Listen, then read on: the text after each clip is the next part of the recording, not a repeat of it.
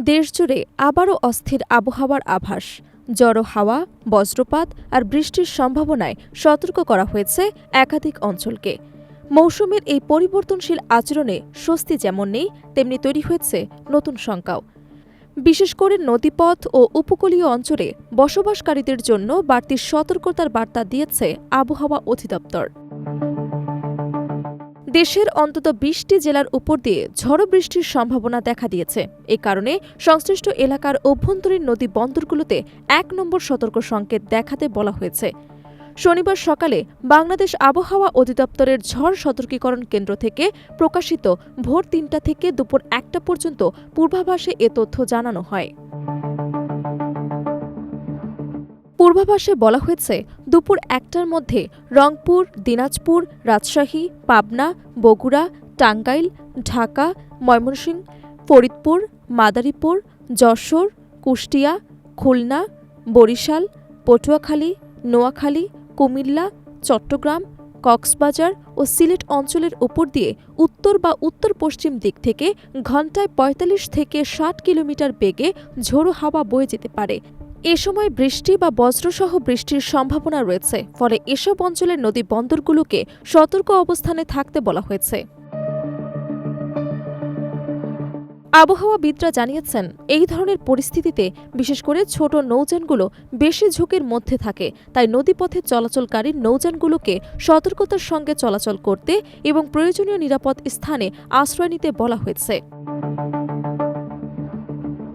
এদিকে গতকাল রাতে প্রকাশিত সারা দেশের সম্ভাব্য আবহাওয়ার পূর্বাভাসে জানানো হয়েছে, শনিবার সন্ধ্যা ৬টা পর্যন্ত দেশের বিভিন্ন অঞ্চলে বৃষ্টিপাত অব্যাহত থাকতে পারে। বিশেষ করে রংপুর, ময়মনসিংহ, খুলনা, বরিশাল, চট্টগ্রাম ও সিলেট বিভাগের অনেক জায়গায় এবং রাজশাহী ও ঢাকা বিভাগের কিছু কিছু স্থানে দমকা হাওয়া, বজ্রপাত ও বিদ্যুৎ চমকানো সহ হালকা থেকে মাঝারি ধরনের বৃষ্টি হতে পারে।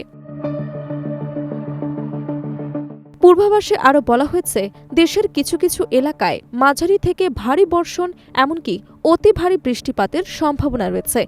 এতে করে নিম্নাঞ্চলে সাময়িক জলাবদ্ধতা তৈরি হতে পারে। বিশেষ করে নগরাঞ্চলের ড্রেনেজ ব্যবস্থা দুর্বল হলে পানি জমে জনভোগান্তি বাড়ার আশঙ্কা রয়েছে।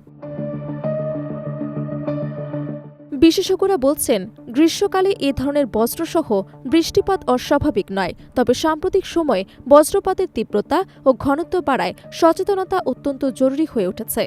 খোলা মাঠে অবস্থান, বড় গাছের নিচে আশ্রয় নেওয়া বা বজ্রপাতের সময় মোবাইল ফোন ব্যবহার করা ঝুঁকিপূর্ণ হতে পারে। এ বিষয়ে সবাইকে সতর্ক থাকার পরামর্শ দেওয়া হয়েছে।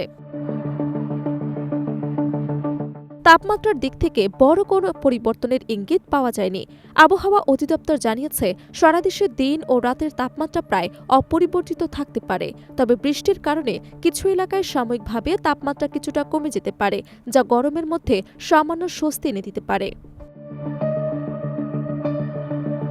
সব মিলিয়ে দেশের বিভিন্ন অঞ্চলে অস্থায়ী ঝড় বৃষ্টি ও দমকা হাওয়ার এই পূর্বাভাস জনজীবনে সাময়িক প্রভাব ফেলতে পারে, তবে যথাযথ সতর্কতা ও সচেতনতা বজায় রাখলে সম্ভাব্য ক্ষয়ক্ষতি অনেকটাই এড়ানো সম্ভব বলে মনে করছেন সংশ্লিষ্টরা।